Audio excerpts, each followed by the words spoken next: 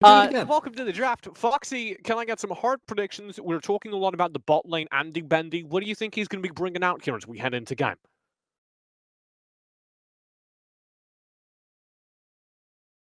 I don't know what that means, Foxy. Were you drawing letters? No? Alright. I don't think she's willing to reveal the secret strategies here of Radiance's bot laner, but it's for sure not going to be a Varus. For all that we talked up, Foxy, she's currently got 0% of her predictions right. Yeah, Foxy, what the hell? You're yawning. The disrespect. The disrespect. Get out of here. The absolute disrespect. Kick her off. Maryville University have kicked off this draft. We've got rid of Volibear and, of course, that Yuumi in the bot lane. Radiance picked up a Varus and a Graves in the ban phase. So, I know we saw last series that Yuumi post-nerf is still, like, impactful and a champion and yada yada. Honestly, still surprised to see it banned regardless. My theory that they're not afraid necessarily of Andy Bendy's Ezreal, but they're afraid of the Ezreal-Yuumi combo, therefore banning out the Yuumi. That's the logic I can see behind that one. I think that Yuumi is just right now one of the most powerful, like even post-nerf, one of the most powerful late-game presences in the game. Like, you get a decent jungler that can benefit, a decent top laner that can benefit, and you have a bot laner that she's flitting back and forth to. It's terrifying. So I think any team that isn't at least taking steps to compensate for laning into a Yuumi is mucking up. Oh, I saw picks for Yuumi at all. Go for the Callista instead. With Radiance locking that in, well, they're still hovering it. We do need to draw our attention towards that bot lane. We were talking about Andy Bendy coming into this draft, and oh my god, has he been impressive in Challengers Uprising so far. Absolutely. My boy Andy Bendy, who I'm sure barely doesn't remember me at all, but I remember you, Andy. I won't stop mentioning that until you... coached him in the UK in... what year was it? I was coaching a Challenger team in like 2015. 2015? God, time flies. That's 5 years ago. All right. Yeah, it's been a while, so it makes sense. I refuse to acknowledge that anyone could forget me. Maryville potentially picking up the Ezreal as a counter pick into this Callista. Interested to see what supports Radiance pull out. Would expect something like a Thresh or a Nautilus to give that power engage, but into the Ezreal, maybe not the best choices. Thresh still works, but Ezreal's Arcane Shift is, as you know, TJ, as a support main, a massive pain in the side because he can just snap through most CC. You hook him, and he just ease out after it's landed, and you just kind of sit there looking dumb. So. And I want to highlight what they've built alongside it. You have the Kindred that is very, very good on compositions that are running a little light on tanks. We've been seeing a lot of the Kindred in the Asian leagues for that exact reason. You know what LPL players like more than some damage. Only damage. Exactly. Because if you are able to drop the Lems respect in those late game team fights, you don't need a tank anymore. We already saw Charlotte Phoenix as well use this to great effect. May they rest in peace. In prior games, I believe in OQ2. And I want to touch on this particularly as we get an inkling as to what they're headed into. It is Burst versus Burst, Matt. LeBlanc and Callista for Radiance are going to be able to keep pace with that. They're going to absolutely melt people during these late game team fights, and they've got an Olaf to power farm the early. I'm always excited to see a LeBlanc. I mean, you know, outside of Faker, not too many people are known for playing it, but she is always such a fun champion to watch because of the playmaking potential, because of the roam potential, because of the just poof, you're gone potential, which some people call burst, but I prefer the poof, you're gone potential. Like her. Yeah. It's kind of onomatopoeia, you know? Yeah. But she's got a lot of poof. And I'd like to see some anti-poof on the side of Maryville University. They already have the Kindred, which is really good at making the poof go poof. Well, I'm just worried actually, because I think drafting Burst into a Kindred goes really wrong, because if you're both applying equivalent Burst and the Kindred drops Lamb's Respite, you just lose that team fight. Because there's a brief period where they're one-shotting you and you can't one-shot them. Radiance, though, are showing no signs of changing that pace. Both teams actually banning out tanks as we head into the second phase of bans. GP does get knocked out by Radiance, in addition to the Mordekaiser, Thresh, and Nautilus. TJ, this is the first time I felt like my brain is actually massive, because look at the supports that Maryville banned out. Remember the ones that I said they were probably going to pick these to combo with the Callista? Mm-hmm. They're all gone, baby. Still a ones? Taric, though. You want to talk about the potential for a Taric? We did see that, I believe, for Radiance last time they played. You could deny the double invuln composition here from Maryville, which I highly recommend they do.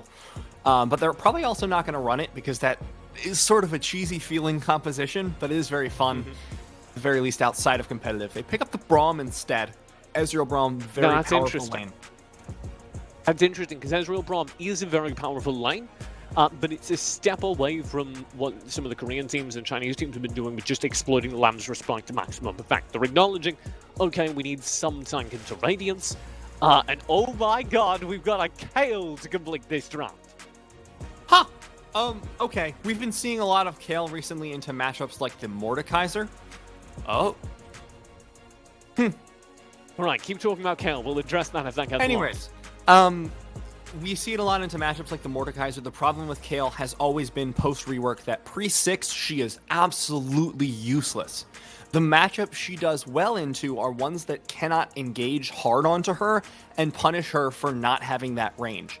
The ones that allow you to just sort of sit back and farm up. Niles is an absolute monster here for Maryville University, one of their best carry players. So I want to see how Radiance respond to this Kayle, because I don't think Ornn by himself can shut her down. Let's talk about Lulu, though. Radiance draft Lulu Callista as a bot lane. Huh. I'm gonna be honest Thank with you. you. Adam said Benjamin. I don't have enough experience with Lulu Callista bottom lane to form a very strong opinion. I do like Lulu as a champion because she offers you so many tools for just stopping people from doing things. I think that can be powerful in the middle of a team fight. If you can just polymorph the Ezreal or the Kayle or whatever, you stop any chance of them putting out the damage. The problem I can see, though, is none of those champions are likely going to be close to Cow on this Lulu. Close enough, rather, for her to be able to polymorph them. So I want to see what role they end up using this for. I think we've seen one of the most exciting drafts of Challenges Uprising so far. Because even if we don't yet fully understand what these two drafts are trying to do, it is very clear to me that we have achieved a mission on both sides. And that's what I love when I'm watching the draft phase. I want both teams to have a game plan, to execute it in the draft phase, and to come out of the draft phase feeling like they've won. I think it's entirely safe to say we've seen that on both sides here. Excited to get into the game. My theory, TJ, I've updated it. I suspect if Radiance can get through this early game with a lead, they will win the game, because they do scale a little bit into late game, but Callista and LeBlanc offer so much early power with just one item, whereas that Kayle is going to need 2 items to actually be useful and contribute. As we saw earlier today, Ezreal scales up really when he stacks up that Muramana around the 20-24 minute mark, somewhere in between there. So until that point, if Radiance can establish a lead, this should go their way. But if we get late game, we're talking Kayle, we're talking Kindred, we're talking Ezreal. Yeah, this is that just absolutely over, goes Maryville's right? way. Yeah. So Maryville are just looking at how do we last, and I think it's fair to put a lot of that on the shoulders of the Braum and the Syndra. I want them to disengage from a lot of these early fights, maybe find a few picks, but play like Supernova in game 1 of today. Just extend this match as long as possible and get us to the win condition. Yeah, I'm still perplexed, TJ, by this Lulu pickup, because I'm not sure what role it fulfills that another champion would not. I'm telling you guys this right now. I'm going live onto probuilds.net, and I'm searching champions that start with an L, because I'm just assuming it was a misclick. Could have been Leona. It could have been Lissandra. We haven't seen Lissandra support in a while, but it could be. Maybe it could have been Lux support. I'm just thinking of theories. I'm thinking of theories why they would have picked it, and a misclick is currently my best one, TJ. I'm going to be honest. My brain's not that big, so I can't think of other ones. Okay. So I'm just maybe adding credence. I'm thinking of the interactions with the polymorph, though. Mm-hmm. You could make a case that in a composition like that, this is teamfight winning as an ability, right? Yeah. I suppose you could. And if anyone ever tries to engage on... it's hard, TJ, because most of Lulu's power comes from disengaging, right? You think of her kit and her natural range, and it's about sort of the 550, 600 area in terms of spell range. Mm-hmm. What that is strongest against is, ironically, the champions on Radiance's side. Because if you have an Ornn diving into you, if you have a non-ulting Olaf diving into you, you can polymorph them, you can get the knock-up from the wild growth, you can do all kinds of things that prevent a dive onto your AD carry, and that's where Lulu is most powerful. The only time she is going to have that level of access to the backline is after a Fate's Call. That skin is very cute, and it's the only Lulu skin I own. Look at the baby Aurelion Soul. It's adorable. Look at him. Look at him. He's so cute. It's a very adorable skin, and I believe we have just solved why Radiance drafted a Lulu. So we've solved that mystery and can move on. I want to address the current state of the game. Top lane, Maryville's Niles has been struggling in lane. Not dying or anything, but getting bullied out. You can take a look at that CS if you'd like more details. Mid lane, we've seen a couple exchanges back and forth, but it's much more even. Well, the top lane, this is what we expected, right? It's a Kayle. Like, what's she gonna do early? She has no range. Her E and Q are the only things she can use to farm, and they will make her run out of mana early. So while you see most Kayle players going for Biscuits and Time Warp Tonic just to give her the mana sustain on top of a Corrupting Potion, so this makes sense to me. Meanwhile, this gank bottom lane, this is gonna be a 3v3 real quick. The gank against a gank. Abby has arrived, and Iconic has to blow the flash. There's the dive in. Stop deploy for the Witcher's Bite. Does not deploy, and Abby is locked down finally after damage has already been done. First blood over to Radiance. Andy's got one, and he chases under turret back for a second. The Ren to find it. Will it be 3? Engo gets the kill, and Andy Bendy survives through it. They lose Engo, but that is 100% worth it. Andy Bendy getting away with 2-0 as the final kill score. Just shoving out this lane. And they really should back right now. Please stop, Andy. You're giving me a heart attack. Shady actually barely saves his own life Shady there. almost died. I do not believe that is the best start for Radiance. Let's frame it that way. Andy Bendy was our kind of win condition, and all of our fears about this composition can be allayed if Andy Bendy just goes off. We've seen that before. If there was one player in this game that is capable of just putting a team and a composition on his back, it is Radiance's star bot laner. So if you're ever wondering if there's an item that can tell you what teams are playing for, what time of the game they're playing for, 2 people on Maryville University have bought it. This is a game that is going to go late. We have 2 culls, one up top lane for Niles, one down bot lane for value. Totally makes sense, by the way. I'm not, like, trashing on it. You know that you've lost the early stages of lane for both of those champions. Niles was supposed to. Value and Shady had, like, a chance to win it, but it wasn't going to go their way. Kallista's a very strong lane, almost into anything. Both of them are saying that we just need to farm up. We just need to get that gold. Cull is not very stat efficient, but it is incredibly gold efficient once it's finished. So this really is Radiance's game to lose. I want to see them get a significant lead by the 20-minute mark before the Muramana is completed for value.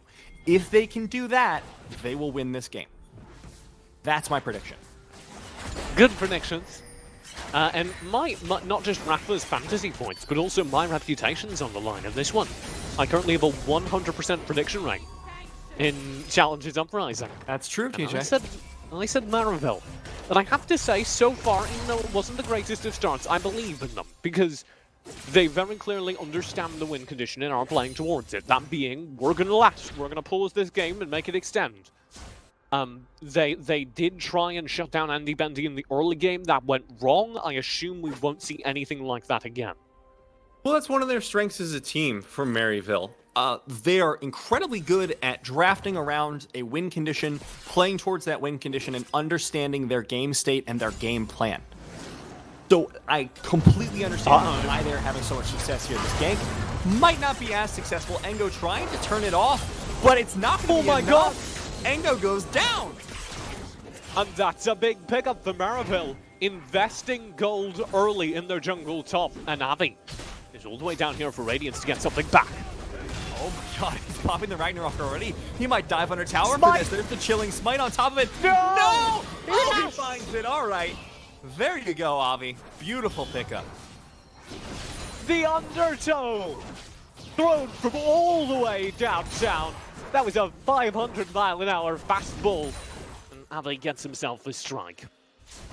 So, TJ, you know more about baseball than me. What do you think would be the effects of a 500-mile-per-hour fastball? So the way baseball works, right, is you have a pitcher and you have a catcher. The catcher catches the pitch from the pitcher. And if a pitcher threw a 500-mile-an-hour fastball, he would decapitate his own teammate. And possibly the umpire. Okay. It's very good. So it would be a 2-up. Yeah. That sounds great for the pitcher's KDA. I don't know what the problem is here, TJ. And I will point out, to strengthen our analogy, Avi did get a kill with that fastball. Just pointing it out. It checks out. Now, that does mean that Avi's pitching a little bit below par to combine two game analogies. Because, as we said in this theoretical 500-mile-per-hour fastball scenario, you would get 2 kills. Avi only got 1. So, if we can see him step it up in that regard, I think we'll be in a fantastic spot. So, like, do the math, somehow it all lands up. Regardless, that gank down bottom is a great sign for Radiance, and they invested right up into this Rift Herald. Again, they're against the clock, but so far they're staying ahead of the minute hand as it ticks forward. This Rift Herald will help them grab an early turret and start working the game in their favor. Yeah, Niles hasn't hit any item spikes as well. Value's going to be mostly useless in lane at this point, having just the tier. So the 1 versus 1 of the 80 carries, if Andy ever gets an angle onto Value, Value's just dead. Unbelievably dead. Because Andy has the Cutlass, has the Zerker Greaves, has items, to be frank. Items that actually do things on the side of Andy Bendy, and Value is really just hyperscaling towards that late game. And again, not the wrong decision, but he is going to suffer in terms of laning strength until he hits those items. Niles alone here in the top lane. That should get dangerous. He's got some fancy footwork, but no backup. He's on the radio. He's going, I need help at the top lane, over. And there's silence in response, man. Gonna get a telegram 3 weeks later from the mid lane. Hello, Niles. Stop. This is DeWolf's Claw. Stop. Iconic 9 and I went to a great party yesterday. Stop. We were not able to join you. Stop. However, we would like to see you at the next one. Stop. Communication's so bad that their mid lane's another decade from their top lane. That's what Matt's saying here. It really is something they need to work on. I'd really like to see them upgrade their communication. I've heard of this fancy new thing called electronic mail they may want to try out. Ahoy hoy. Cal will be rotating up towards this lane. In fact, got all bot lanes here for Radiance. Andy Bendy right behind as well. Here comes Rift Herald. Here comes Radiance to build their early lead. A lot of damage down onto the Wolf's Claw, but mostly just zoning them off. Avi has to flash out from the ultimate. They will not get that mid lane turret, but they will get all the plates off of it, so a decent committal there. A decent result coming out. Can you imagine? You go to dinner with someone and they just steal all the plates? What a madman. Radiance walk home, there's fine china stuffed down the back of their trousers, up their shirt. Just imagine them walking away and just being like, you look a little boxy today. You look a little boxy today, young mid. And he's just like, yeah, no problem. Clink, clink, clink, clink, clink. Yeah, I'm just so full. He'll sell that fine china on the black market, and that's going to result in quite an investment in their bank account. We're still generating money now. This is going to be a turret race. Yeah, top and bot lane simultaneously. Andy's out of minions, so is Niles. Give me your best race car noise. That's what I got. Okay, they won the race. Radiance wins the race. Fantastic. They that won was- the I don't Indy think neither 500. of They ours. turned left better than anyone else. A race car knows his speed work. You Now know what? the I top think lane. we'll talk about it in postmortem. Will I be think your able race to- car. I think you sounded like you were doing a Matt, I need 50cc your race car. energy to be up. Yeah. You sounded like you had a 50cc engine. I need at least 200cc coming out of you. I'm sorry, guys. I don't know if that's actually how people talk about cars, but my only That just experience means with Mario cars. Kart to me. Yeah. Yeah, my only experience with cars is Mario Kart, TJ. So Great. Same bitch. Chat, if you would like to catch more of us, we will be casting the Challengers Uprising Mario Kart Invitational immediately after this. oh my god, Can I'm tune so in. excited. Here's the Chrono, push can we in the get that? mid lane. Radiance entering the Rainbow Road. As everything ahead looks golden. And it will be a pickup on that turn. That was a stretch, TJ, but I support it. No I one really fell know off the where I was side. going. I was like, Mario Kart, joke. Rainbow Road. Rainbow So, Road like, sure is a road. Oh no! I got it. They were in Bowser's Castle and they dropped a thwomp on the mid lane of Maryville University. That is a deep cut, but I'm here for it. I think Rainbow Road's a great analogy as well, because it's going to be a very dangerous road ahead of Radiance as we hit around the 15-minute mark. As everything's been going great so far, but you're going to start to see this. Maryville pushing incredibly aggressively for a gank, and they've got Oh no, aggressive Ango! fissure. That was a goes sharp gone. turn in the wrong direction, brother, and you just got knocked off the Rainbow Road. I like it. And then the little ghost guy comes with the fishing pole. Yeah, what's That's his like name? Mario. Chat, what's the guy's name? The turtle with the glasses on the cloud. Something That's with going to the- have us. Okay, I think. Come on, chat. We'll let Lakitu. chat. Oh Thank my you. god! They were so ready with that. That was so ready for us.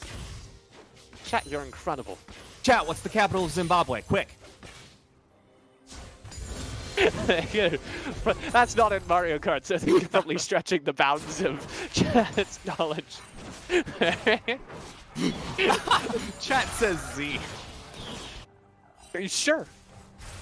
Very good. That is the capital of Zimbabwe.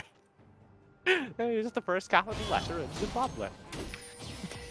Radiance, we were talking about it, are going to start to suffer, I think, at this point, because this is where Maryville are going to start to come online. And our narrative at the beginning was they needed to blow open the early game. I have to say, I don't think they have. They've got I a goal disagree lead, with you, like TJ. 1K. Here's why. I don't think Radiance should have gotten the massive lead just yet. Look at the items across the board. They've all just completed their first item. This is where I would expect Radiance to establish their lead. I know it's starting to get to that early mid spot, but remember, we were talking about Maryville University needs to... They hit their power spike around the 24-minute mark. So you give Radiance, say, like 5 minutes to figure it out. You've got Blade of the Ruin King on Andy. You have Ardent Sensor on Cal. That is an incredibly potent combination in team fights that, if they can use it well, will be able to find them a big enough lead to ensure that they can win this game. So I don't think they're out of it yet. I don't think they've quite yet made the failure to accelerate their lead. Rift Herald will be scooped up just now by Radiance. So, you know, I'll give you the benefit of the doubt. We'll live in your world for a bit. We'll live in the world where Radiance still have a chance to maintain control. I'm just starting to get worried specifically about Iconic. Because we were talking during the pre-game about the bridges to the late game. And I think the Kindred, I think the Syndra are the ones you have to be watching. Wolf's Claw has got his first item. He's going to be online right about now as he gets towards his second. And you've got Iconic, who's been chewing through the jungle, being hand-fed, spoon-fed ganks by Shady. This is going to be a really, really, really strong mid-game as we head into it. I agree, but I think Maryville, or hopefully that's not a Freudian slip. I think Radiance can continue to snowball this. They have the Herald available to them. This top lane is being pressured. I suspect they're going to drop it there as a result. That will open up the rest of the map for them. You can establish deep vision in the enemy jungle. You can try and catch them on roams. There's all kinds of ways you can get yourselves further ahead in this game. And it's a minute 30 to the next dragon. Drop Herald here, push it down, reset to dragon. There goes the turret drop the in the Herald. top lane. No Heralds needed. And he's still going, baby. Rift Herald's on this Olaf Abbey, who just recalled, so he's not spending it yet. Maryville will get something back down here in the bot lane. That is their second turret of the game. That's wild, man. Why? I'm trying to figure out why Avi may not have dropped it there. My guess, TJ, are you ready? Are you ready? Are you excited for this guess? I'm Means almost excited for nothing. your guess. All right. I suspect the reason he wants to do this is if you can drop it in one of the lanes before you push into that dragon, they have to send someone to respond to it or they lose a tower. So No, if I you think can you're time it 100% right. correctly, you force a man advantage down at the dragon pit and you secure yourself the third dragon and therefore the sole point next dragon. Just before Maryville University come online. So this dragon in 30 seconds, incredibly important, and Iconic's not even on the right side of the map. I like your guess. Maryville, as you say, don't seem to be incredibly concerned about contesting for this Drake. I think we are still a little bit before the Maryville power spike. So maybe you do just take the L here, let it go to Soul Point, and say, that's fine, we're going to pick up the next 4. I don't like that bet, TJ. I've You seen don't some bad like bets in sitting my on day. the Soul Point. Okay.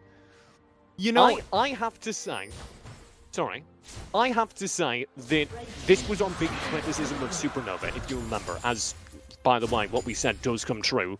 Maryville don't contest the Drake. Radiance scooping up, that takes them to Soul Point. This was our criticism of Supernova, though. They were fighting over objectives they felt they had to control before their team composition was ready to do that, right? right. There is go. a fine line, though, TJ, between, you know, oh, we're over fighting and completely giving up the objective. Like, they're not even contesting these things. And that's where I'm worried. I don't like this. This is a really bad bet by Maryville University. Almost as bad as the bet that resulted in Hysterics getting a tattoo of the SDG logo. I remember him making that live and saying, Jake, you're an idiot. Why would you do that? You're going to have to get a tattoo. And he was like, it's a sick logo. And then I had no more arguments because it is a sick logo. Did he really get a... I'm full not tattoo? sure if he went through with it yet. I know he plans to because I know that man, and he will 100% get a tattoo of the SDG logo. But I do know that was a bet he made. That's one that I was just like, similar energy. Somebody hit Hysterics up on Twitter. Get the photo. I don't... See, I can argue with you here because we disagreed on our prediction for this game. You know, we're talking about the scaling. Watch Niles in the top lane becoming this, like, terrifying monster as we head into it. I'm, like, really thinking the Maryville steam train is coming around the bend. All right. I mean, you're welcome to be wrong, TJ. I totally respect that. But I still think Radiance have got it. This next dragon fight is where one of us is going to be very right and the other one's going to be very sad. So leading up to this, Okay. what do these teams do at this point? Because you're just kind of waiting. Oh my god. Hold on. Look at what Value's building. He is really all in on this late game scaling. Usually when you're behind on this is what I'm Ezreal. talking about. Yeah. But let's talk about the counters to that, because we are at the 20-minute mark. Radiance, what did they bring into the late game? For me, this is where we start to continue our story about the Callista. We hyped up Andy Bendy to be like the hero here. Do you think he has enough right now? He did get that early game lead. He doesn't play the Rune King. He's carrying that through to Runeans. The moment of truth are these next team fights. Is this terrifying Callista enough? I would have said yes until Value literally just upgraded the Muramana. They need to force a fight. Oh boy. And Maryville are starting to get frisky. Yeah. Maryville are starting to look for a fight, spoiled in the back alleys. Yeah, this is looking a little rougher now. Value still doesn't have that Trinity Force, so there's still time before that becomes scary. But this does mean that Andy Benny is going to need... On the side of Radiance, you need to find a fight at this point. You don't really have a late game. Like, at all. On the side of Radiance. All of your champions fall off a cliff, except for maybe Ornn. Callista, after 3 items, really doesn't get a ton stronger. She's got that QSS now, which will very much help her. But beyond that, she's just going to get absolutely outscaled by this Ezreal. So this is where Radiance, this is the do or die playtime. We're still about a minute out from our next action, as both these teams are gonna take it slow, man. Find their Zen space. Right. They've got a Nessie pot. Oh, Oh my god. really We'll good. hold this though. Really good vocal. We're gonna get it to Nessie pot, but Oh I no. think we need to pay attention to that. As Andy, the hero we were building up, gets absolutely chunked. Here is a flank, but Maryville, I dare say the steam train has come around the bend. They have arrived in the late game map. It's looking And that we way, are... TJ. Sorry.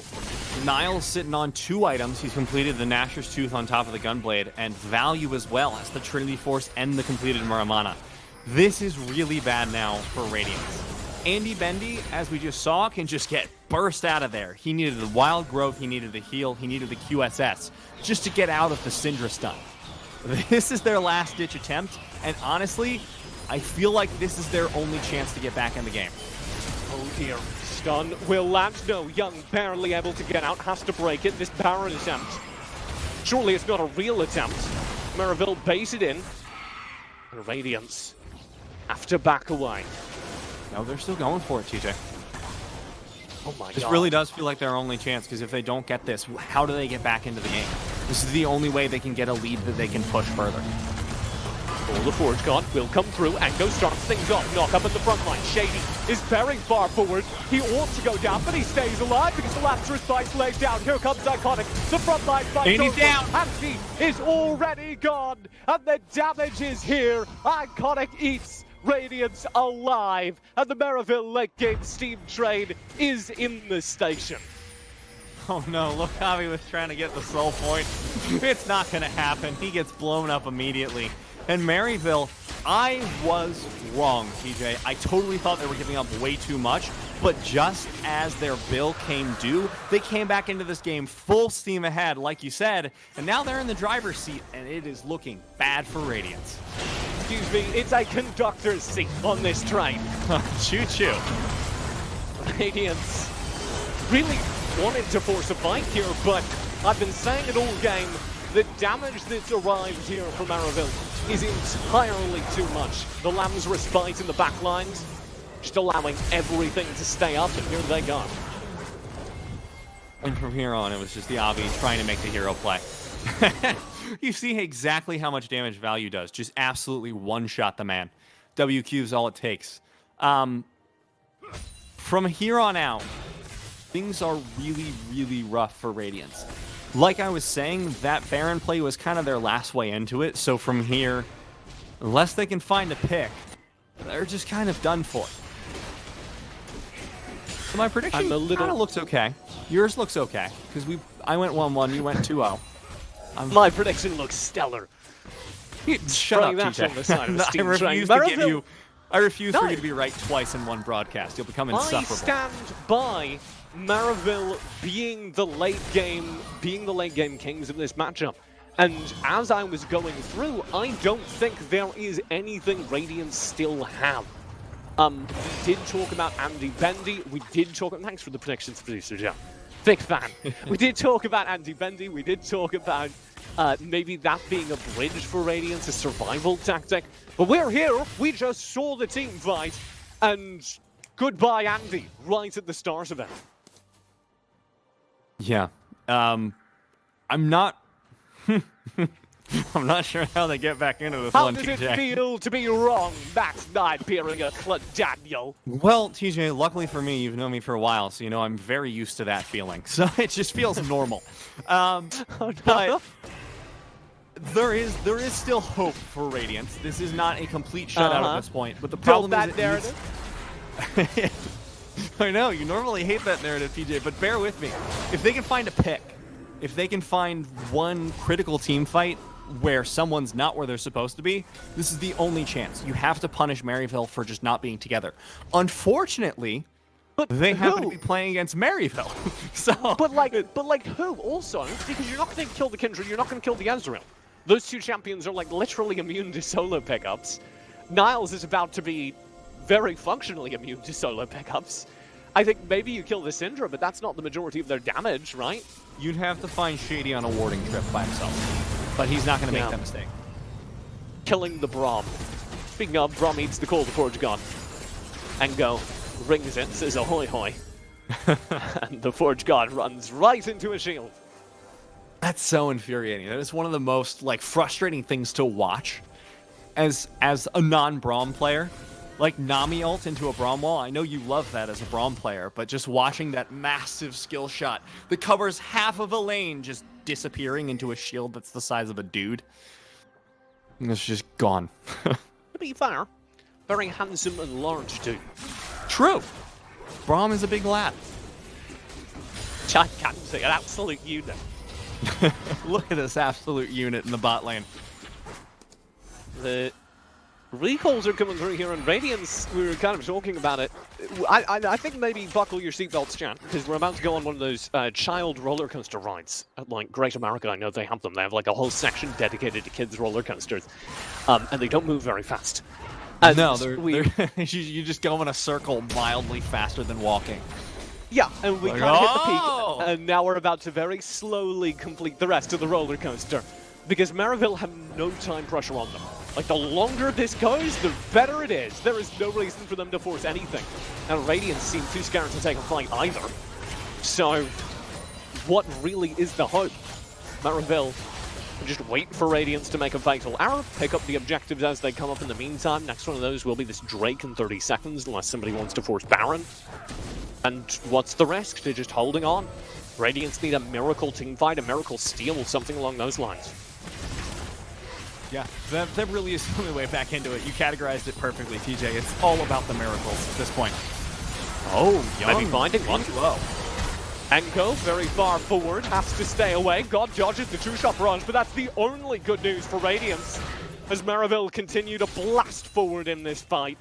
And Radiance are down to about half HP across the board, right as our Drake comes up. That's going to be right in Maryville's pocket. Now, Radiance... You know what, TJ? This game's going nowhere fast. I have a question for you. Okay.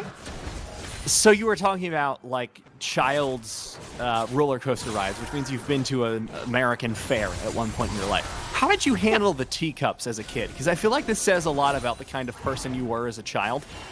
Were you, like, a regular speed person, or did you just try and spin everyone as fast as possible and make them sick? Because that was 100% me. Possible. You turn the cog. You keep it spinning. Crackhead energy. And Radiance are spinning as fast as they can as well. They're going to try and force a fight around this Baron.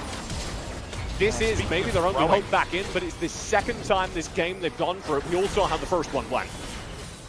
No Fate's call up for Andy. Has blown in at this point, and he's going off to push top. And okay, Maryville Radiance, very cool. Thank you, Radiance. Very cool. Yeah, Thanks for sharing. This is totally what I was expecting from them to do, is just you have to try and find the Baron randomly, but there's no way to do that. If Maryville have half a brain, and it looks like they have many brains, 5 by my count, they're just gonna win. And you have 3 items on Niles now. There's no way you kill this Kayle. She will just run through your entire team. Radiance, stop it! You're on a ward! Stop going for the damn Baron! I cast JDG for a full year and came back to avoid this kind of Baron shenaniganry. Stop it! Thank God Andy's dead. He can no longer go for the Baron. Maryville cap. And Radiance are right over the corner. Okay, here we are. Abby with the steal. Here we are. No. Oh my God, God, what are you doing? All the way into the fight. He's half HP right to start things off. JD round the side will be vulnerable as the TP comes in. Maryville actually cancel the Baron tech. No! So that tell me more about childhood fairs. This is like, let me tell you about childhood trauma. Once I watched a League of Legends game that went for 80 minutes, and I'm afraid that this one's heading that direction. Complexity versus someone who cares. Yeah, I mean, Maryville, like I was talking about it when I made the analogy. Maryville have no time pressure, right? Their game just gets better. They're looking at the stonks graph right now. There's no end on the scale. So, like, Whenever Radiance want to extend the length of the game, they're just down. We can be here as long as Maryville think we ought to be. And right now, it looks like their schedules are clear. Oh! Yeah. This might be the pick they were looking. Nope. Nope, he missed. All right. Maybe Young can get the chain. No. All right. Call the forge. No. TPs are in. And Young's joined the circus. They're going for Baron again. They're going for Baron. And this time they've had a major distraction. There's no ward up them. Radiance still have found out though. Maryville are right here on the front line. They'll full contest. Radiance actually managed to hold. I do not believe it. They hold everything for a hot second on the bot side of the map. They pick up the pieces. They say, we can go for the Baron. This is our opportunity. And Mac, they're wrong again for the fourth time.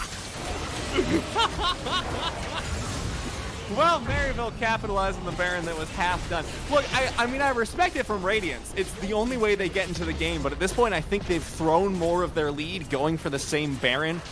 I think 4 times in a row now than they ever would have lost by just letting them scale to this point. Literally 4 times. Name that Baron. You've got to know him. His name's Jared. We're great friends. Wait, that's the Friendlies theme song. What's the Jared Jeweler thing? Look, this is just Andy getting popped. We don't need to talk about it. This is exactly what we expected if Maryville ever responded. I do not understand why it took so long for Maryville to do that, but they're dotting their I's and crossing their T's and making sure that there's no room for error, and I guess I respect that. I have to say, though, you do think they could have closed this game sooner. You do. My thought is they just didn't want to force it, because like you were saying, there really is no time pressure. And just because it's the same thing over and over again doesn't mean that it's not worth. What are Radiance doing? Where are all of Radiance on the top side of the map? So, I remember we've had this discussion live on air, TJ, but you know how some teams, once they're losing a game, they're just like, let's talk about the next one? They're making sure that discussion can go as long as possible. So they're just cleaning up the way. Wait, Andy's still pushing. They're still going. I respect it. Into the slowest they have Baron no power wave play left ever. at home. That's not true. There's orange wave clear. Oh my god. Goodbye, young god. He's nuked. This is not a base race. Don't bother with the screen, producer Joe. One of these people is in a tractor. The other one's in a Ferrari. And Radiance have no hope of keeping pace in this race. Here comes the Baron-empowered super minion wave for game number 1. Handy Benny trying to pump out the damage in the last team fight of the game, but Niles is just so tanky and just destroying him auto after auto, and Engo, the tankiest member of the team, can't even stay alive. Niles is fighting Andy in Fountain and winning. Maryville University make their way to a 1-0 victory over Radiance. It was a long ride, but eventually we got off the roller coaster with a Maryville win. I'm checking the timetable, and we have arrived, in fact, at our final destination. Be sure as you stand up and leave the train that you haven't left any of your luggage underneath the seats. We'll have to find out game number 2 if it's a round trip. Maryville pick up a game 1 victory off of a scaling composition. I said buckle up for the long ride, and we did go the distance. I really did expect Radiance to be able to capitalize more on their strong early game, but they just weren't able to force fights going into it. And I'm happy to be wrong on this one. I thought Maryville were giving up way, way too much. As soon as that third point of Dragon was gone, I was like, faith. yeah, it's going to be Soul. It's going to be the end of the game. Radiance is going to just steamroll this. No. Maryville played it beautifully, played on a nice edge until they were like, all right, we've got 2 items on the AD carry, completed Muramana. It's time to fight and just win the game every single time. So really well done by them, but I want to go back to the draft. Has nothing to do with this damage chart, but holy cow. Maryville just stomped. I want to point out, TJ. Yeah? Why was it there? What did it do? Don't know. Genuinely asking. They didn't lose because of the Lulu. No, but they I'm going to challenge that, TJ. If they had a support that would do anything in the early stages of the game to punish this Ezreal and Braum, anything to further their lead other than just be like, here's some attack speed, Callista, I think they may have had a better time. I genuinely think they would have had a better time. And I know that Nautilus and Thresh were banned out, but there has to be a third. Even the Leona. She's not the worst support. Sure, she can never go back out once she goes in, but you have some hard engage. You have some pressure in the early stages of the game to capitalize on Kallista's strong early trading, her strong early game. Instead, you've just got the Lulu who's just like, I got a baby Aurelion Soul. Isn't this a cute skin? And it is. Fantastic skin choice, Cal. 100% agree with you on that one. But it doesn't really help you. It doesn't help you accomplish your goals as a composition. And that is not the only reason Maryville won, but it's one of them. Well, Maryville also knew what their goals were as a composition. That entire early game, they were just on pause. We could talk about Hot Wheels or Mario Kart or whatever we talked about for 30 minutes because come on, TJ, we're professionals. They were just scaling. They were just buckling up, waiting for the second lap because they knew they had a bullet bill in the tank. And we finally got there. We hit the late game, and it was beautifully timed. Maryville able to pick up their first game. There still is a game 2, Matt. What do Radiance need to change, real quick? You need to change the composition. You need it to be unified. You need every champion to have a clear purpose in your game plan. I felt like the Lulu pick fell short of that. So I really want to see a more concise draft from them. We do have a quick break coming up. After that, we'll have a desk and, of course, game number 2. You won't want to miss it. Maryville versus Radiance in their second matchup right after this.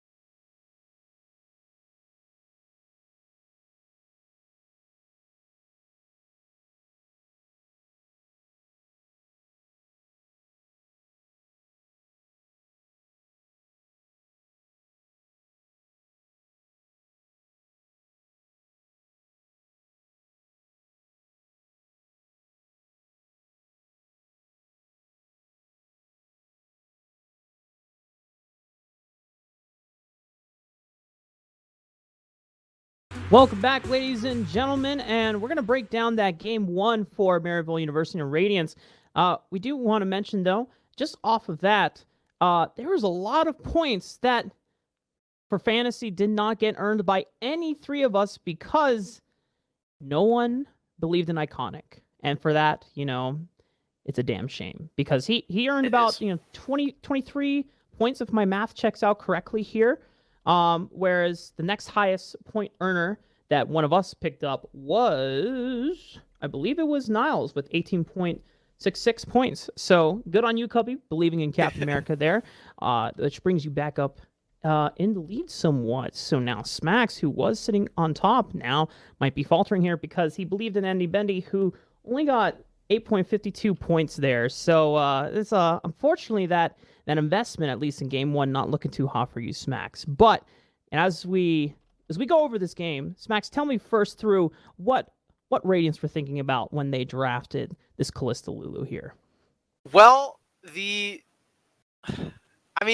touched on it in the cast as well. The Callista Lulu doesn't make too much sense because Kalista is one of those champions in the marksman role that you want to be taking over the game very early, and Lulu doesn't really do that. She's more the opposite. She wants to be scaling and be that enchanter in the late game for the marksman.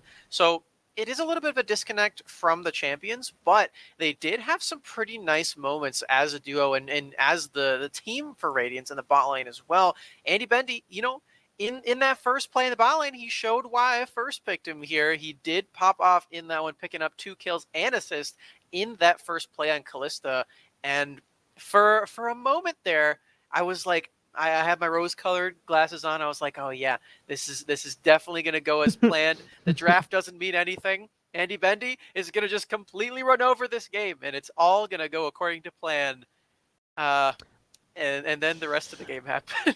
Yeah, Smacks, we at some point there's always a honeymoon phase where everyone is living during, that paradise of like, yes, everything is fine, this is great, everything's going well. We even see it reflected here in the bottom lane when that first gank comes out. Especially, it's a counter game from Avi, and I know Cubby, in the past when we see Avi in these matchups, Avi has been more on the inconsistent end, but this was almost a huge win in that jungle matchup. Yeah, I mean, as a team, Radiance has such a high priority on Olaf, and I really think it showed in this early game because Avi, he did get his team off to a really good start. He made multiple successful plays in this bottom side of the map, and really the shortcomings of what happened in this game were just based off the fact that Radiance stopped snowballing the game as hard as they needed to be, and all of a sudden you see the Braum come in that could stop Ornalts. You saw the Kayle and the Kindred ult coming in, which pretty much made LeBlanc useless, and all of a sudden it was really easy for Maryville to start kiting out these fights, laying down the team fight damage once those ults expired, and taking the wins after that. Yeah, it's very telling that for those clips, our first one was at about like 7 or 8 minutes here for Radiance very early in the game, and then the next one was all the way at 24.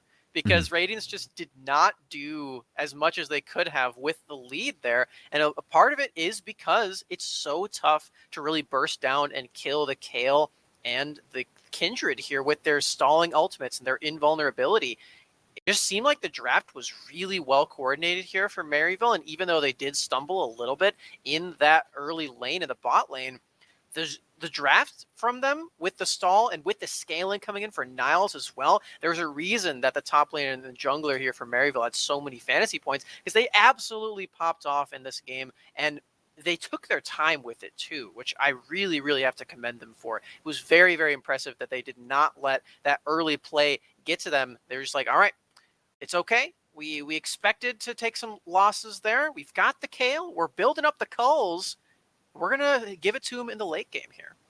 Yeah, and that's something that, like, coming into this series, I know that we talked about, the fact that Maryville is trying to prove that they are a team that belongs in that S tier, that should be competing for second right now behind 100 Thieves next. And I think that we really saw a few things from them in this series that shows that they can be that team in this game one, right? First off, taking that late game scaling comp and also playing towards it. We see a lot of teams in Amateur and SGC take the later game scaling comp and they still brawl early. They go for these fights, these coin flips. It doesn't work out.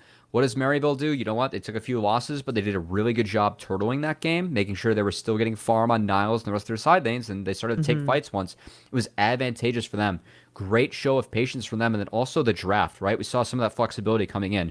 Braum, a pick that, as former number one Braum player in A, I love, and I still think is very strong in this meta. They pick it in a matchup that's very appropriate, right? Against the Ornn, and what happens? All of a sudden, Engo can't find any engages, right? And Niles is scaling up on this Kayle, which they also flex, showing Niles champion Ocean off a little bit too. And these are the things that we expect out of Maryville, right? Strong drafts, strong team play, and really getting wins through that on top of good individual play as well. I thought it was a really good showing from Maryville and a very strong game from them. And then one of the things that we didn't get a mention on air, or it was mentioned off air, was when we look at amateur teams as a scope, and they pick something along the lines of this huge scaling composition. Now, Cubby, you talked about how you thought it was really impressive that Maryville were able to show a lot of patience and understanding with the win conditions of this composition here, because a lot of times we've seen teams draft for super scaling, and then they go and take unnecessary fights. They try to protect outer turrets when you don't really need to, right?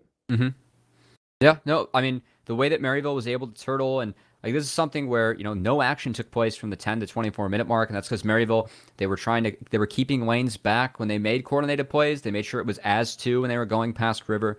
They just had their vision line. They made sure that Olaf couldn't get any other aggressive plays off once those outer turrets fell, and they didn't lose too many resources as in jungle camps.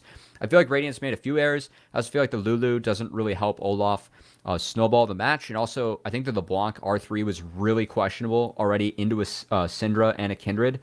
But all that said, it was a good game from Maryville. The fact they were able to turtle, show off some of the skills that we expect out of a team of that caliber once again. Good showing from them.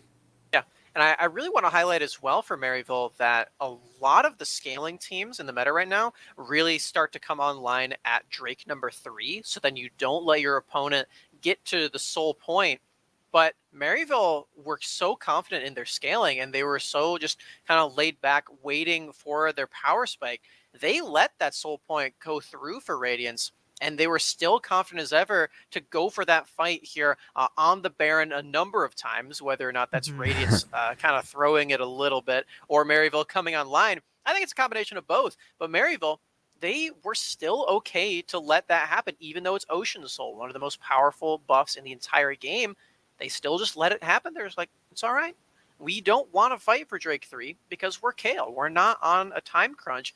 And we have all the stalling too. So Ocean Soul is not even that big of a deal. Of course, it's still very, very powerful, and they knew that they could fight for Drake 4, which they exactly did. So I just really want to highlight that for Maryville, because not a lot of teams would do that. A lot of teams would stress out over, oh, they're going to get soul point. We have to fight for this. That individual Ocean Drake is not going to mean that much. You can wait. Yeah, and it was great research, too, from Maryville, right? Because what are the first two picks that come out from Radiance? Andy Bendy's Callista and Avi's Olaf, right? These are the two mainstays of Radiance. They love first picking these champions. It's their bread and butter. And what does Maryville say? We say, all right, you can have your bread and butter. We got some PB&J prep just to go against that. They ended up taking a comp that, honestly, it was a great counter to what Radiance threw out. And I really feel like Radiance, they got out drafted. And because Maryville was patient, they were the ones that were stalling out the game. They really outplayed them by not doing anything, right? Because they didn't need to do anything until that fourth Drake, which, they fought around Baron. Radiance, the only way they could really get a fight was starting Baron, because once again, when you have the Braum shield, that unbreakable, you can't start fights with Ornn. So I thought it was a really well-executed game coming out from Maryville. Great draft and execution from them. And we're going to have to see what happens in this next game, because Radiance needs to go back to the drawing board. Yeah, Cubby, I'm pretty sure that Zoo will be very pleased to hear that you say it was a draft diff that won Maryville University this game. Of course, it does take, the patience and the execution from the team that is piloting the composition to make sure that it still comes to fruition, which Maryville University did beautifully. I will mention that they did this successfully against 100 Thieves, and it is one of the few games that 100 Thieves has ever lost because they underestimated the power of a late game scaling composition. So Maryville University now confident that they're able to pilot it against one of the best early game and mid game teams in amateur, which is 100 Thieves. I mean, they felt damn confident against Radiance, and now we're gonna have to see how well Radiance are able to adapt if they want to make it back to 1-1. TJ Niberia, one question for you fellas: do Radiance have what it takes? Actually, they will answer this question. We got a quick ad for you from our partners at Nike.